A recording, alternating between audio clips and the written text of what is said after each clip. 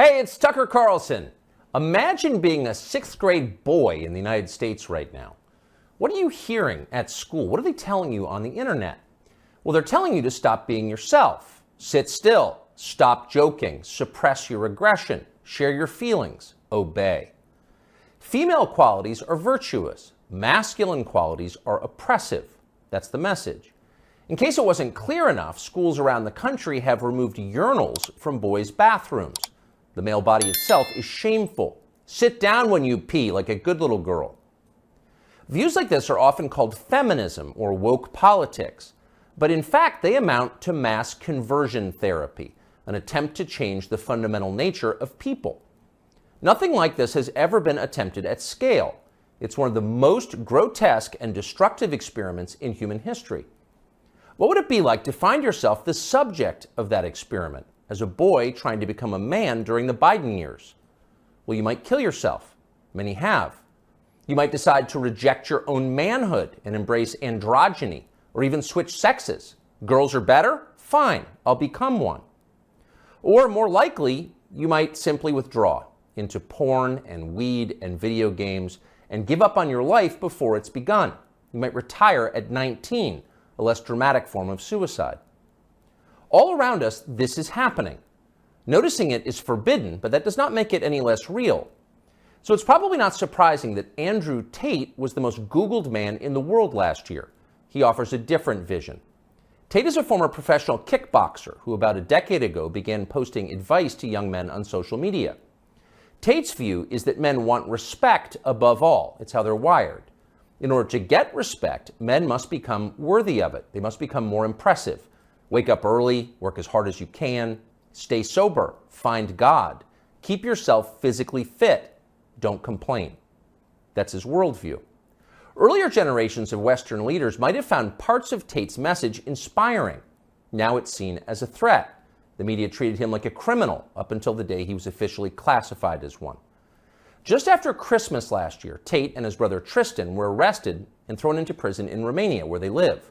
The Tates were held without charges for 3 months, very likely with the encouragement of the British and American governments. In June, they were charged with human trafficking. They're now under house arrest until their trial. Are the Tates guilty of human trafficking? We're not their lawyers, but it's worth noting that as of today, not a single woman has come forward to say that she was kidnapped or imprisoned or moved across international borders against her will by Andrew or Tristan Tate. It's also true that in some ways, the charges against the Tates seem inevitable, like they were always going to happen. Accusing a man of a sex crime is the fastest possible way to discredit what he's saying. Days after WikiLeaks revealed that the US government had been spying on its allies and lying about it, Julian Assange was arrested in London for rape. 9 years later, prosecutors dropped the case against Assange for lack of evidence, though somehow that fact was not as widely covered. Is that what's happening here? Again, we don't know. Jeffrey Epstein's dinner partners insist that Andrew Tate is a pervert and a criminal. Maybe they're telling the truth. Either way, we think Tate's views about men very much deserve a hearing. So we flew to Romania to talk to him. We're posting the entire interview here on Twitter because we've been assured it will not be taken down for ideological reasons, as so much of his content has been. The video is long, but if you can, take the time to watch it. Make up your own mind about Andrew Tate. Here it is. So what are you charged with? That's a really good question. I'm charged with being the head of an organized criminal group, which is in charge of recruiting girls to make TikTok videos to steal the money from the TikTok views. Recruiting girls to make TikTok videos and stealing the money. So it's really a financial crime? It looks that way, and it's very interesting because the girls who they've identified to add to the file are saying that we're not victims of anything and this isn't true.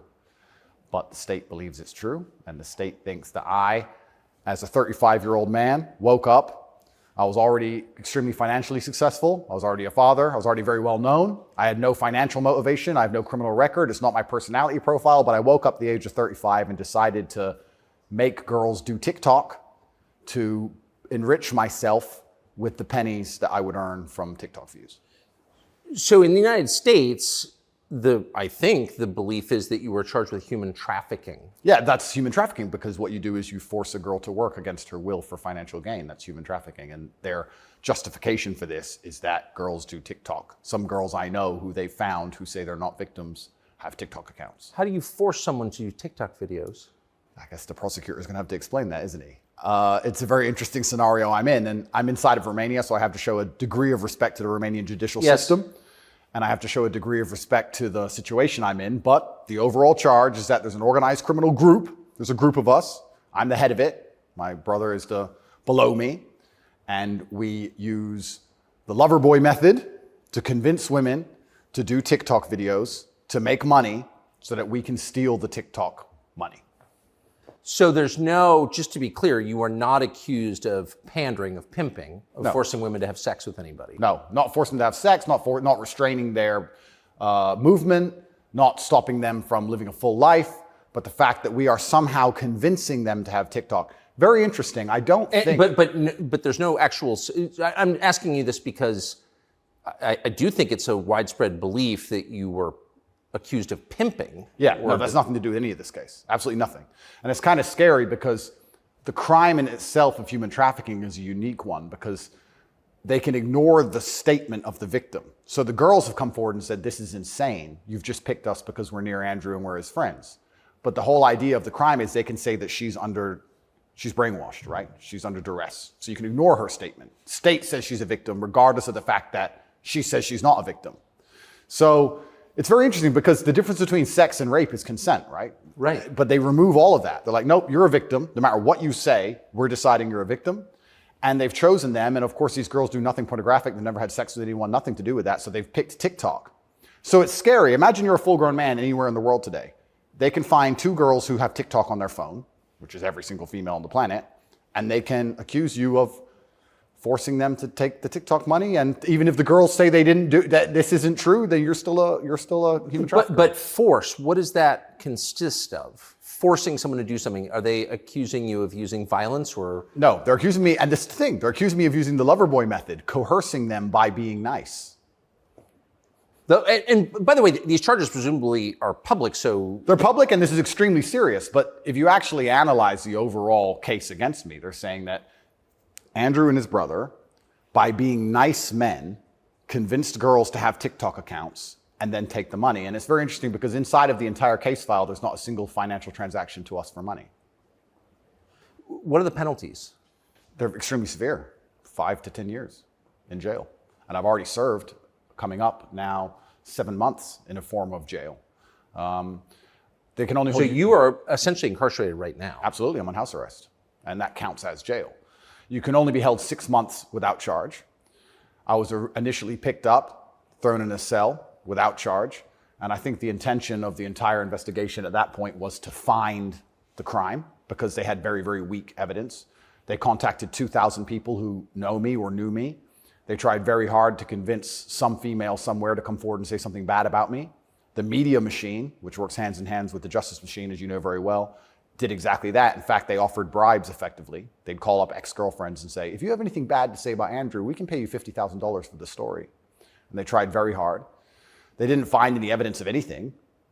They then released me on house arrest, and then 2 days before the legal limit in which they had to drop everything, they charged me with whatever they had from the beginning, which is very little. And now we have to wait for the Romanian judicial system to analyze the file and, God willing, throw it away. How long did you spend in jail? I was in jail for 92 days in a Romanian jail cell. What was that like? It was certainly an interesting experience. I won't lie and say it was easy. It was certainly very difficult. The uncertainty of it. It's a very uncertain situation to be picked up on just before New Year's Eve and thrown in a cell without charge. And I'm asking different prison guards and different prisoners, how long am I going to be here? One prisoner's like, I've been here 2 years. I was like, have you been charged? He goes, yeah, but I haven't gone to court yet. Like, everyone's been there for years. I thought I was going to be there for years. And it certainly takes a mental toll on you. And I think jail is a different experience when you know you're innocent. There was a guy in there for murder. He's like, yeah, I murdered someone, I'm in jail. You can your soul and your mind can accept the punishment for a crime. But when you've actually done nothing wrong, I think jail is a lot harder. Did you know why you were there? Not initially. So for about the first 2 weeks, I never actually got told in English what I was accused of, because I was arrested on December 29th. There's New Year's. What were the circumstances of that? Yeah, December 29th, 5 a.m., the armed guards ran in this house. They spent all day searching the entire house. They're very interested in electronics, as most federal agencies are. And then they took me that evening and said, we're going to go and put you in jail for 24 hours. And after 24 hours, you see a judge, and the judge will decide if you stay in jail. And the judge decided I should stay in jail. What did you do? I mean, who'd you call? I had a lawyer, and my lawyer came and he said, we need to analyze the case file. We need to see what they have against you. You're being accused of human trafficking. I was like, human trafficking? That's insane. Who? When? What? I went to jail, and then I was given all this paper in Romanian. I don't speak Romanian, although I live here. And then I was waiting for the translation. So I think it's about 2 weeks before I finally got the papers in English to understand why I was in a jail cell. And then I really understood how insane the accusations were. What is human trafficking? Yeah, so the overall, my understanding of it, they're saying that human trafficking is when you convince a woman to do something she doesn't want to do for financial gain. And there's different methods you can do that. You can do that through force, and you can also do that through emotional coercion. I think most people, just speaking from the American perspective, most people believe that human trafficking is effectively slavery, selling human beings. That's what I believe as well. Absolutely. And this is the thing that's so interesting. When you finally end up the enemy of the matrix, and they use the legal system as a weapon to punish you for having an opinion, you realize how subjective the law is, right? Because it can be a weapon. When you have something subjective, you can just pick and choose. So if they sit and say, human trafficking is a woman doing something for financial gain against her will via emotional coercion. Well, he knows these two girls, they have TikTok accounts. Emotional coercion? Convincing her. That's what I'm accused of, because they have no proof of me doing anything wrong. So they said, he's convinced these girls to do TikTok for money. The girls have said this is not true, and the state is denying their statement, saying, no, you're brainwashed, it is true. And I went to jail. So how is the state, so the state is trying to coerce the women, so how is the state not committing human trafficking by the same definition? Well, absolutely, it's very interesting. It's very interesting that you can sit someone down and tell them they're a victim when they say they're not a victim. You're a victim of being coerced, and we're going to try to coerce you into conceding you were coerced. Exactly. It's a very interesting scenario. And okay. Yeah, and it's a very interesting scenario. And it's up until this point, no judge has looked at the evidence of the case. So up until this point, I've been to court a bunch of times. But the only reason I was in court was to discuss my preventative detention. So under Romanian law, if you being free can impede the investigation, you should stay in jail. So the judge agreed that, yeah, maybe if he's free, he can damage this investigation because they're trying very hard to get something on this guy. So I've done a bunch of jail time. And now it just begins. The judge is going to look at the case. And like I said, God willing, I still have enough faith in the Romanian judicial system that she's going to look at this and go, this is not a crime. You're aware of the media coverage of this, however. So you're in jail for 90 days or more, and the rest of the world is talking about you. Do you know what they're saying?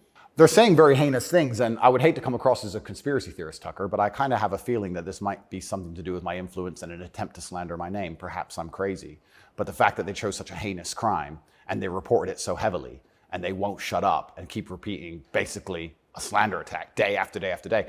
Also considering the fact that other people who genuinely commit heinous crimes have far more favorable press coverage. I don't want you to think I'm a conspiracy theorist. Please, Tucker, I would hate for you to come here and call me crazy. Yeah. But something very strange about it, and I think What, when Jeffrey Epstein's friends call you immoral? Yeah. The goal of it is certainly to slander my name, and I like to see it as a litmus test. I like to see it as an intelligence test. Anybody who wakes up and looks at me and goes, he's a human trafficker because of TikTok, they're fully gone. So, but from the West, just to defend the average news consumer in the West. Sure. Andrew Tate, kind of an outlaw. Yep. Lives in some palace in Romania, wherever that is. Yep. And Romania sounds like the kind of place where human trafficking is like the main industry. A lot of it happens here. That's what's so crazy about it, right? What's so crazy is if they really want to find a human trafficker, I think they could probably do it quite easily. But they managed to get me. That's certainly the perception. But it's one of those charges that kind of sells itself. Oh, absolutely. And it doesn't matter if you're found guilty or not, right? You're a human trafficker forever. And but I do think that public consciousness is changing. I think with things like there's been some very large court cases recently involving some very famous people in which women were caught lying, trying to slander men's names for rape and these kinds of things. And I don't think people believe it anymore. But that scares me to a degree, because I think that the typical weapon, the standardized playbook, is now failing, and I don't know what the new playbook's going to be. It's almost like better the devil you know. That you're too famous, you're too successful, we don't like you. Call him a rapist or a human trafficker, put him all over the news, slander his name, try and wreck his life. Now that nobody believes it, what's the next move? What are they going to try next? Wouldn't it just have been easier to commit like a massive financial crime and defraud people of billions, come up with like a fake cryptocurrency, call it like, I don't know, FTX, or just give a name to it. Yeah, something random. You know, steal billions and get your parents involved and buy a bunch of real estate in the Bahamas, and then like you'd be sort of a hero, right? Oh, absolutely. And I would have certainly made a lot more money than TikTok, because I don't think TikTok even pays you for views. And if it certainly does, I never got a single transaction from it. So it's a very interesting scenario. But if I was accused of a financial crime, my name would not be slandered. So no, of course. Well, of course not. You have the presumption of innocence. So just back to the jail thing. So you're in with your brother. At the beginning, I was not, but towards the end, I was. Yeah. What did you do all day? It's a good question. I looked at the wall, stared at the wall, smoked cigarettes, lots of push-ups, read the Quran. You smoked cigarettes, did push-ups, and read the Quran. Basically, yes, and certainly had some introspective moments. Tried my best to get out, tried my best to, via my small phone calls, understand what's happening in the outside world.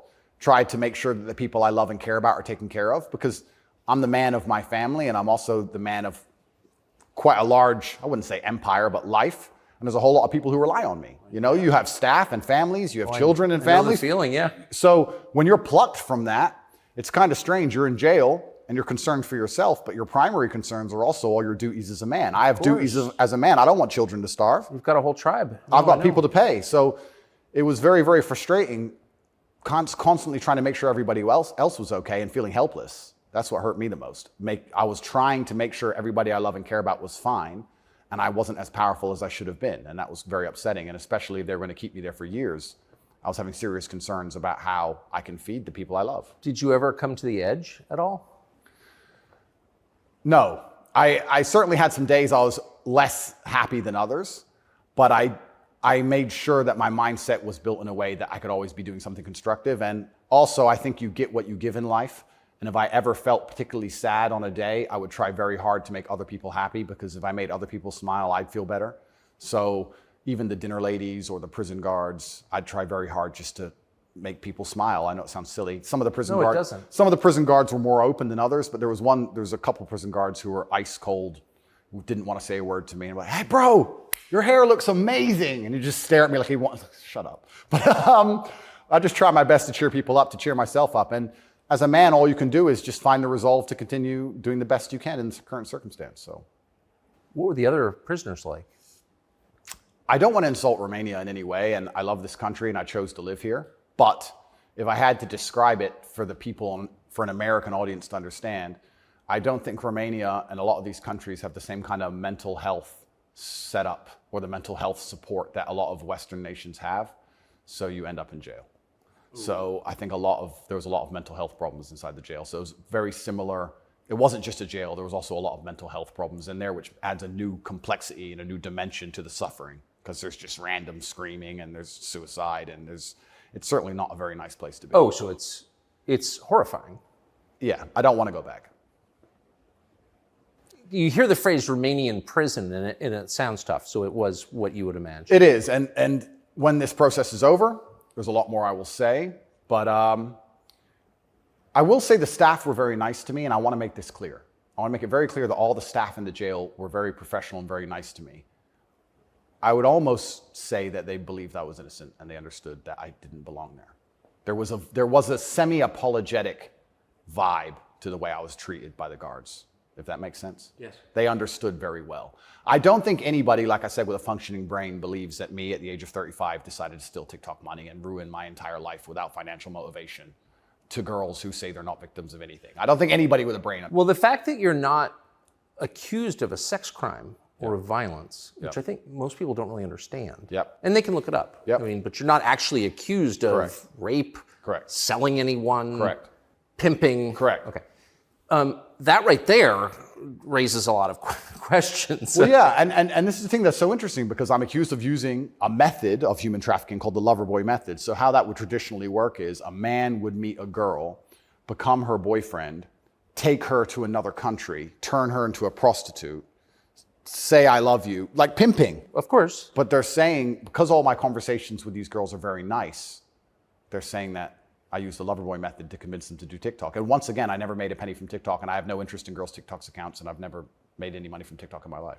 So that raises the question. So that right there, I think, I mean, we can let people assess. I'm not, an expert on the Romanian legal code, but that's kind of not the impression that most people have. Okay? And that's the media, who have made that the media have tried very hard to do that. And if I had to estimate, I think that the overall intention was just to throw me in a cell, use the media machine to drum up something real.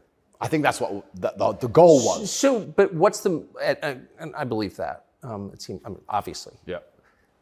One thing, I've never been to Romania before, and one thing I'm struck by is the American presence here. Oh, it's massive. Fully understand that. So there are 3 NATO bases here now. They're bustling because of the war in Ukraine. Yep. One's on the Black Sea, Yep. right below Crimea. So this is strategically important, this country, to NATO. Absolutely. And so this is a lot less far away than I realized. It's much more American influence. Oh, absolutely. Do you think that played a role? Yeah, well, I think, and I don't want to get this incorrect, I think it's the 2nd or 3rd biggest U.S. embassy in the world. The U.S. embassy here looks like a prison. It's huge. They've got a huge embassy here. And even during Ceausescu, during the communism days, Romania was an ally of the West, even during communism. Yes. So, yes. Ceausescu came to New York. Yes, that's right, yeah. So Romania and America have been very good friends for a very long time. I have to be careful what I say, but it's certainly very interesting what's happened to me. The American embassy were not particularly helpful, let's put it that way. They weren't very interested in me being locked up without charge. They didn't seem very interested in getting me out. But you're an American citizen. Absolutely. And so you're an American passport holder. correct. So I think the average American believes, perhaps falsely, that if you are accused of a crime in a foreign country, particularly a less developed country like Romania, you go to the U.S. Embassy and someone takes an interest in your case just to make sure that your treatment falls within, accepted standards of justice. Yeah, they came to see me, but when I was asking them what they can actually do about all of this, they weren't particularly helpful. I don't want to peddle conspiracy theories, and I've heard a lot of information, etc. But I wouldn't say they sanctioned it. I don't know if they had to sanction it, but they weren't particularly interested in getting me out. But at least they came to see me more than once. I mean, they kind of pretended to care. The UK embassy didn't even pretend to care. The UK embassy was, I really think they enjoyed it. They didn't. And you're a British subject as well? Correct. And this is the kind of thing, and I want to say this here, that's kind of frustrating for me because Romania is my home now for 7 years, but I'm half British, half American originally. And when something like this happens to you, you have this longing for home. You kind of want to go home. When you end up in a jail in a country where, even though you've lived for a long time, you don't speak the language, you don't understand the legal system, going to court in a foreign language is far more intimidating than in your own language. I can't even imagine. You don't have a clue what's being said. You don't understand how anything works. And then you kind of have this longing for home, but I feel like my home countries hate me, and they hate me because of my message, which I believe to be a positive message. So you kind of have this strange feeling of homelessness, because it's like, well, if I go to the UK, I believe they're going to attack me the same. If I go to America, I believe they're going to attack me the same. So where do you go? It's kind of scary. Where do you go? It's a good question. We're going to have to see. And how did you wind up here? I moved to Romania. I came to visit a long time ago. Before anybody ever visited Romania, I came to visit, and I genuinely fell in love with the place. It truly is a fantastic country. I love nature, as an amazing nature. It's a very safe place. It has this reputation of being dangerous. It's not dangerous. It's very safe. The people are very good. The people are very conservative traditionally. It's almost like America was 20, 30 years ago. It's gorgeous. They have a bunch of nice restaurants and plenty of things to do, and I've never had a problem here in any way. Never had any issue with the law or with the other side, criminals, nothing, until this came out of nowhere. So it's been very strange. So what is it about your message, do you think, that infuriates certain people? Well, my message is traditional masculinity. My message is to stand up and say what you mean and mean what you say. And even going to the gym nowadays is an act of defiance, because when you have a man who's built with any degree of principle, you say no to things. And I think if I have to analyze my message and why I'm so disliked by the people who dislike me, it's not the things I'm saying, it's the fact that if you adhere to my principles and you adhere to the things I say, you end up being the kind of person who will resist certain ideas. You say no. What kind of man never says no? Name a man who never says no. Men say no, right? Men wake up and say, no, I don't think that should be done this way. No, my children will not be taught that. It's no. the father's primary job. Absolutely. So when you say to men, listen, you're allowed to have an opinion.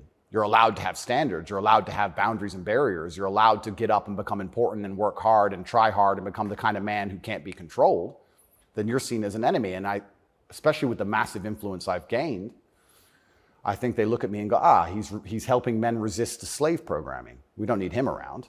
We need to empty their brains so we can inject the slave programming and convince men to be eunuchs, because once you're eunuched, then you're not a threat. I think I buy that. Because your message, I'm not the world's expert on your message, but I've seen a lot of it, and it's not explicitly political, actually. No, it's not political at all. And their original attack before this Matrix attack is they weaponized virtue, which is what they usually do. There's no genuine virtue inside of these people. They weaponize virtue. They find a virtue, and they turn it into a bullet, and they shoot at you. I'm sure you know very well. Yeah, I've heard. Yeah. I was a misogynist for the longest time just for saying that men should have standards. If you tell a man he can have standards in a relationship in any way, you're a misogynist. It's actually very interesting because what does that mean to have standards in a relationship? But this is the thing that's so interesting about it, because they've gendered the argument when I never did. I said as a man, you shouldn't have a girlfriend who is a liar and a cheater, and you also shouldn't have male friends who are liars and cheaters. You shouldn't be around dishonest people, yes, male or female. Amen. And Amen. they gendered it and said, he's a misogynist. He's saying that men should only act this way with women, etc. I said that men should have standards, and you should have protocols that you're prepared to accept, and you should have hard parameters. And if a woman doesn't want to adhere to those parameters, that's her decision, and it's her prerogative, but you don't have to stay with her. Why should you? What's wrong with that? Well, that's teaching men to say no. They don't want men to say no. So are you arguing that it's better to be with a virtuous woman?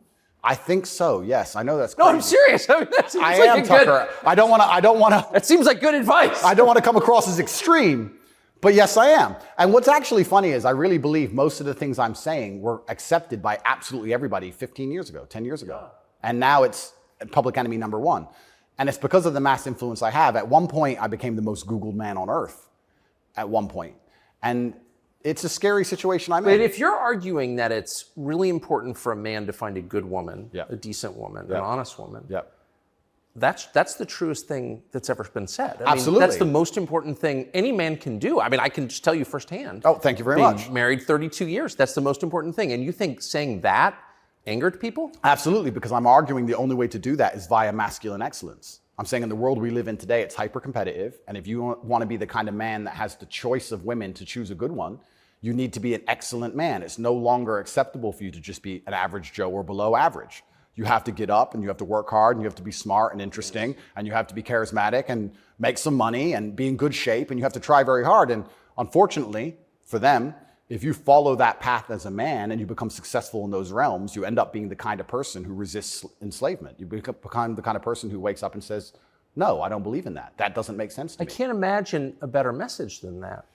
If you want a good society. So then you have to argue and sit and say, do these people want a happy, functioning society or do they want something else? What do you think? I think that I would never kill myself. And I also... Just throwing that out there? And I also think that when you want to conquer a society, you kill the military-age males. That's what you do. That's the first thing they've ever done. They walk in and all the men have to have their throats cut. They can't perhaps do that, but they can certainly cut your balls off. And then you can't resist. And I think there's certainly a movement to ensure that there's very little resistance left inside of the number one demographic which is required to resist oppression, which are military-age males. And they don't want those kind of people waking up with any kind of self-respect or standards or to say, no, I don't accept this. I do not need a 9th injection.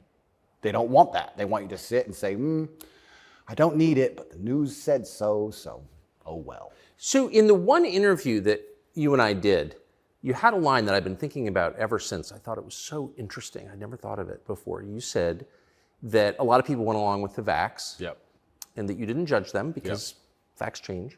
But now that we know that a lot of what we were told was wrong and some of it was a lie, it is a requirement of your own dignity, of your own self-respect to say so. Completely.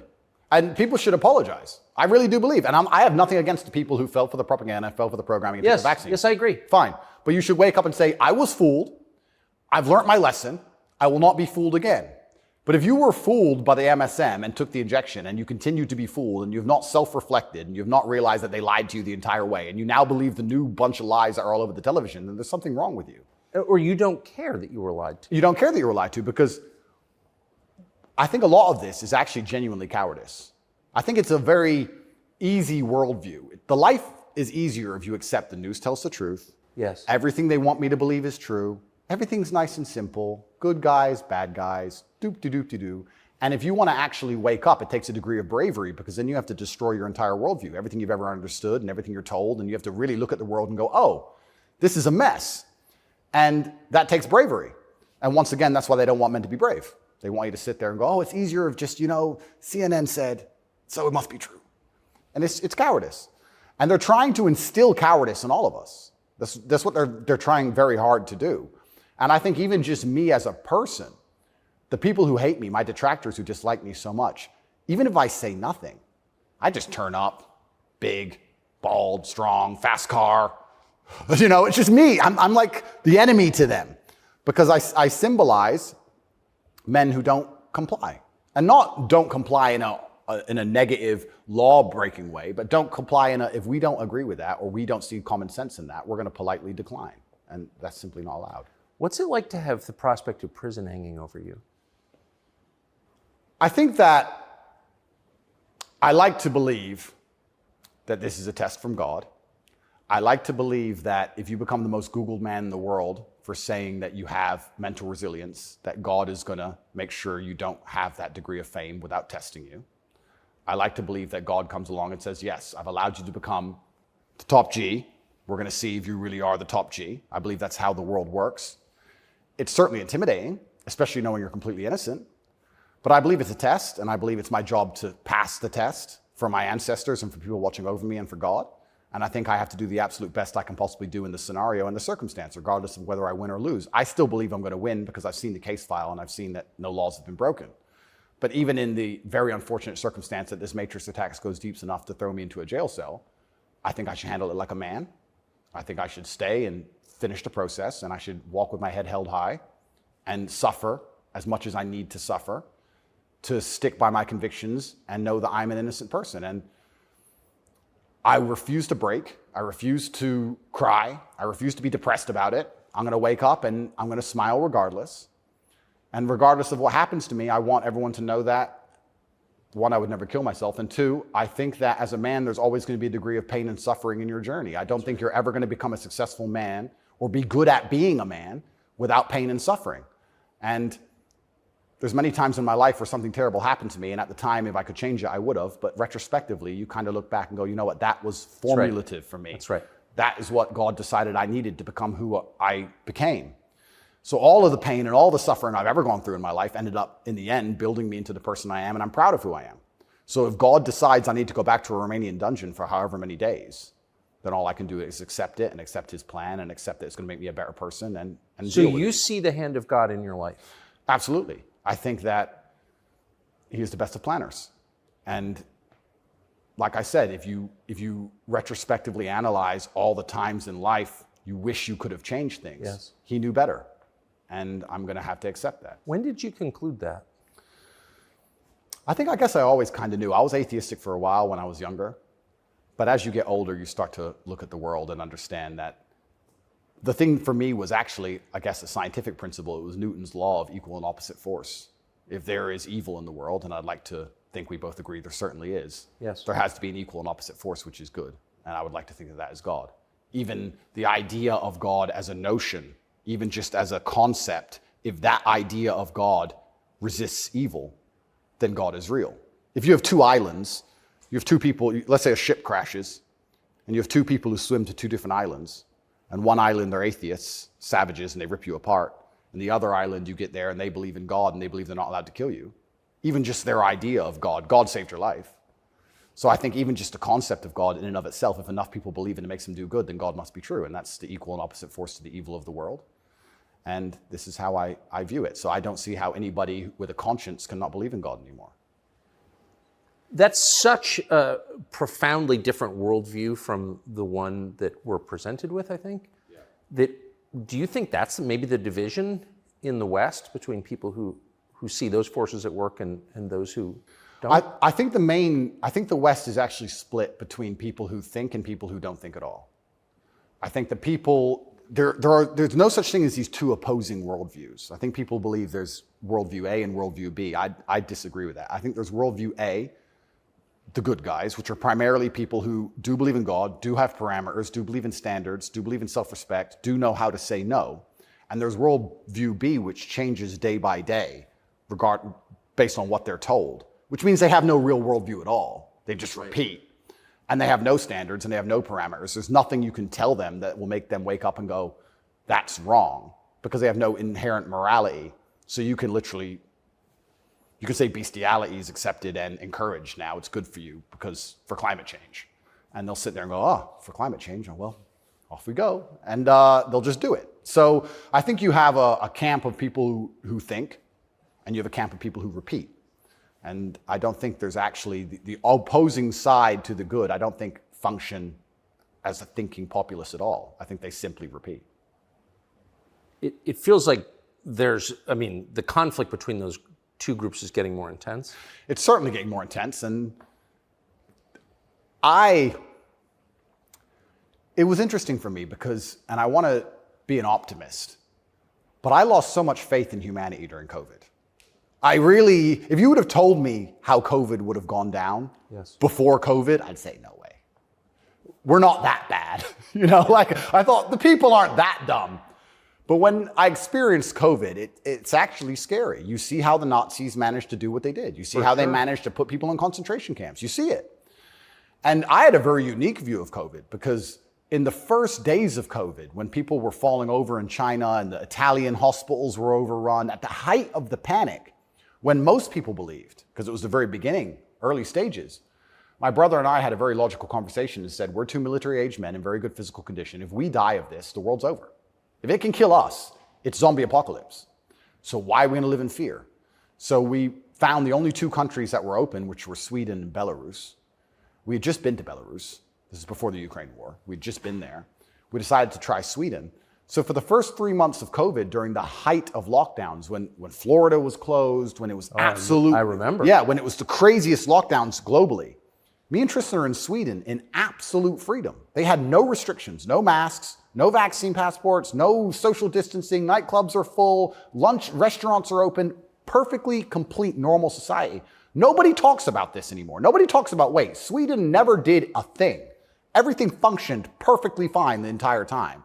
And they don't have it. Where's their illness of their winter of severe illness and death? Yes. They never had one. It's a cold country, never had one. So we were living in Sweden, living completely normal lives, seeing the internet and seeing this insanity. And we're like, well, surely if we just put up a few videos of us partying in Sweden in nightclubs, this will wake people up. People ignored their own eyes. That's the scariest thing about everything, is that they can get to a level where, with the media machine, where people will genuinely ignore their own eyes. I don't understand how you can get people so brainwashed that they will see that the sky is blue, and then they'll watch that the sky is green, and then they'll look at it again and go, the sky's green. It's crazy to me, but COVID proves they can do that. And that's why the war is getting so intense, because the principled people are saying, how can you still believe in the things that you're saying? Here is all the logical, empirical evidence that that is a lie. But these people are ideologically brainwashed, and they don't want to take enough.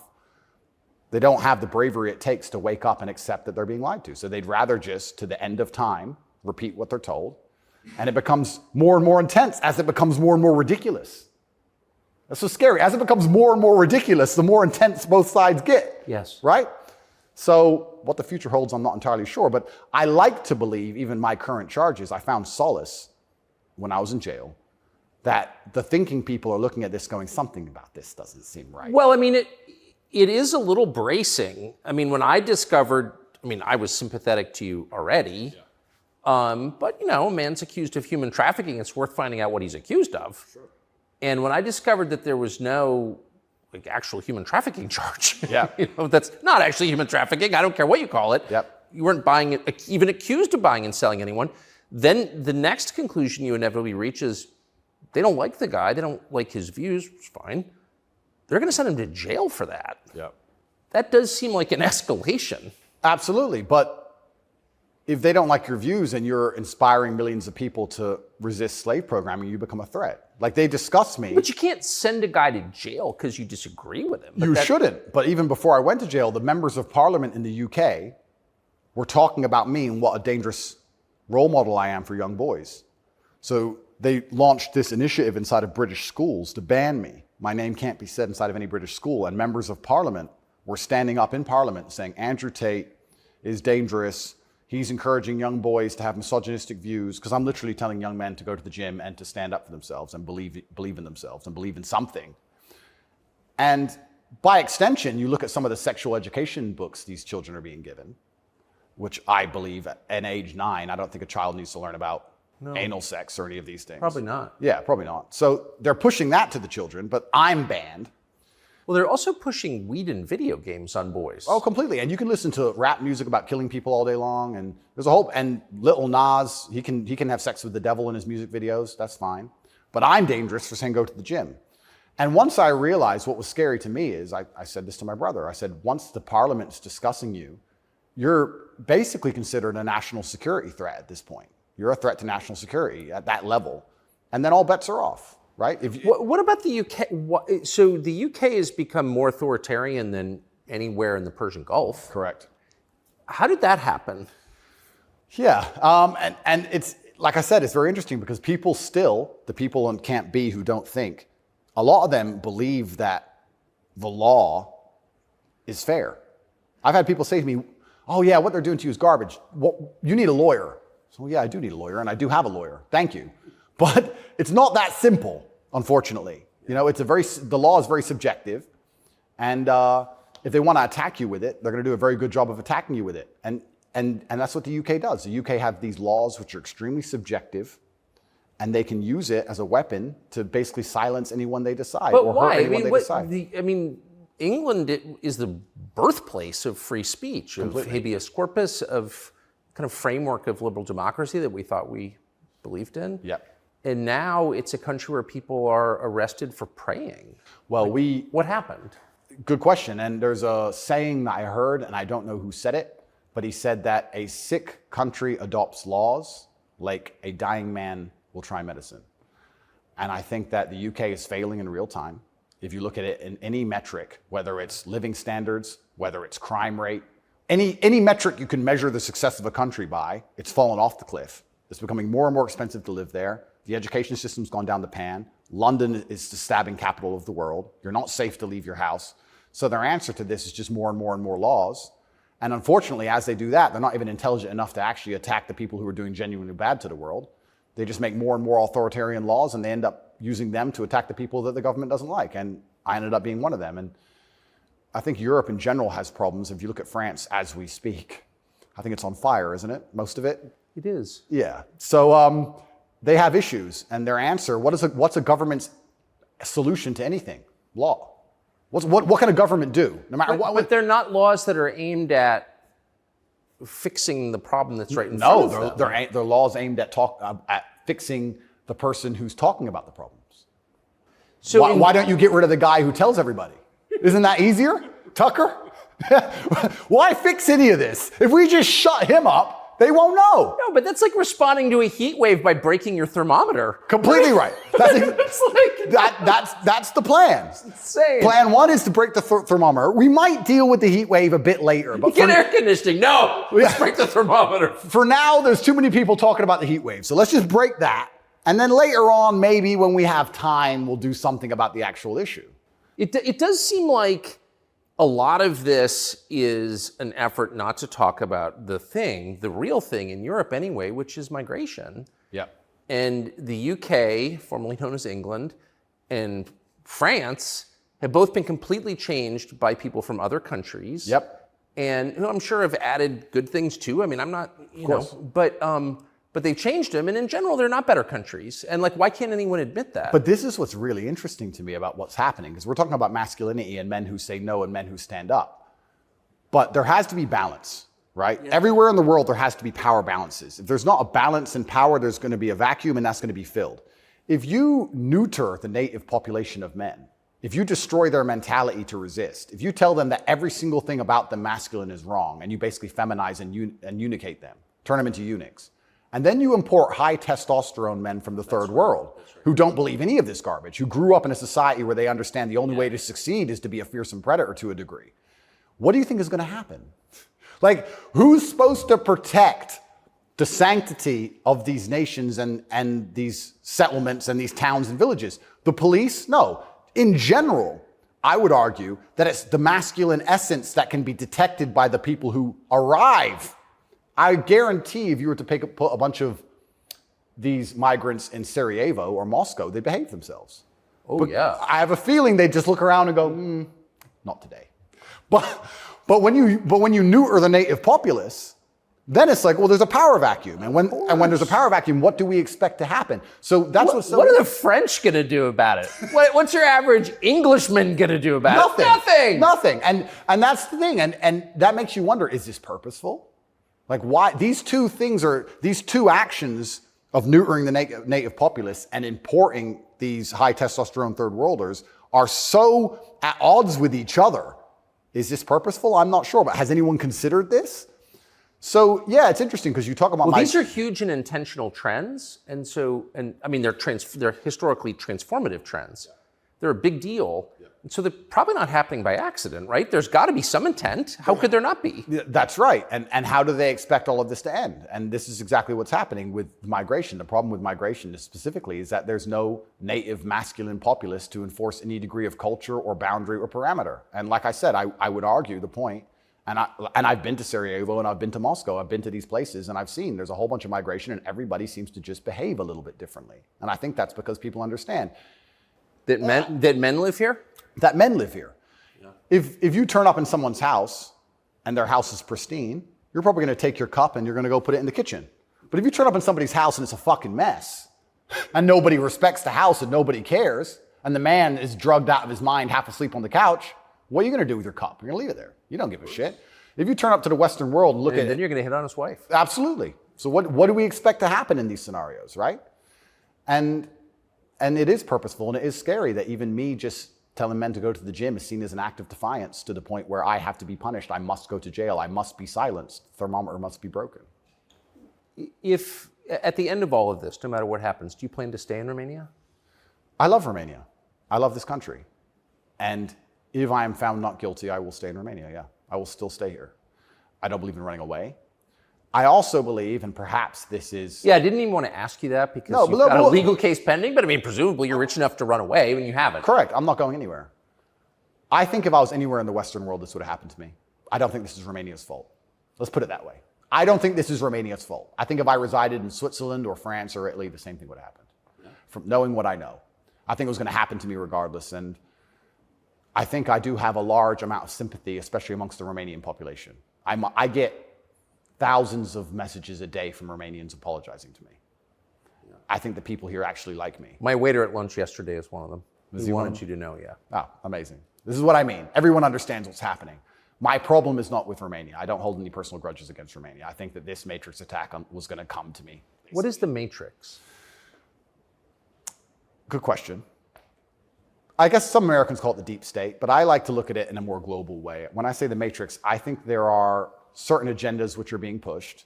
I think the media machine and the judicial systems of the world work together hand in hand.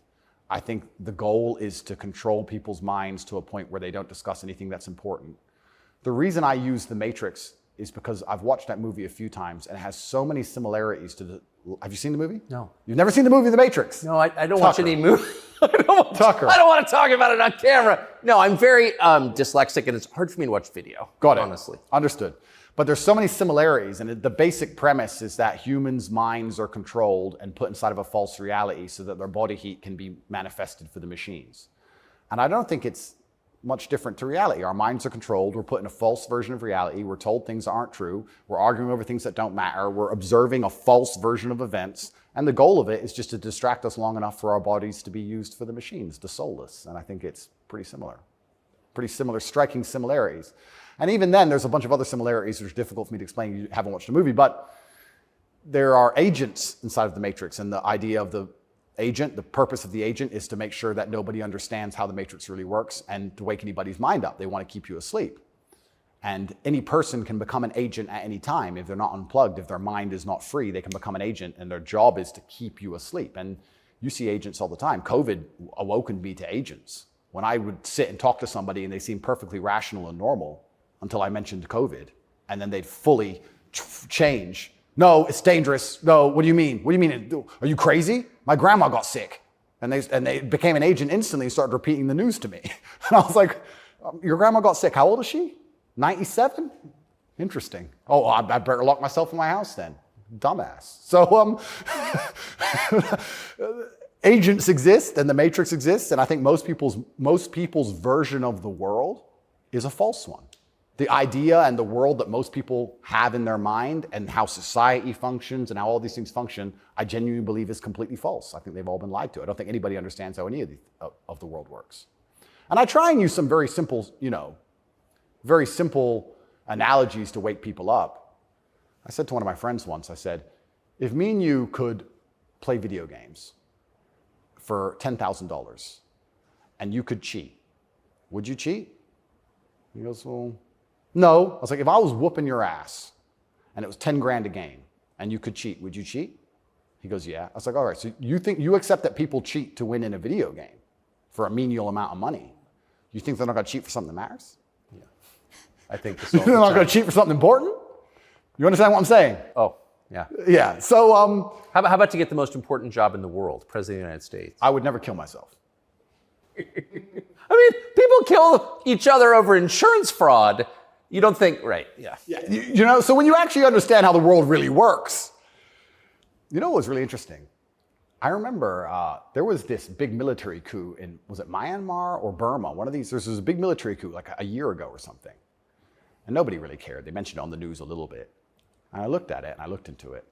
And they were talking about how the two political parties were almost 50-50. And then in the 90s, something changed. And now one political party just smokes the other one. And the military took over to restore democracy and all this stuff. It was very interesting, the voting machines they used. Really interesting, something to look into. A lot of countries like that. Philippines, also true. Why do you think support for the war in Ukraine, support for Ukraine's side in the war against Russia, support for a war against Russia in the West, is kind of the bottom line issue for the people who run the US government and for the American media? Why?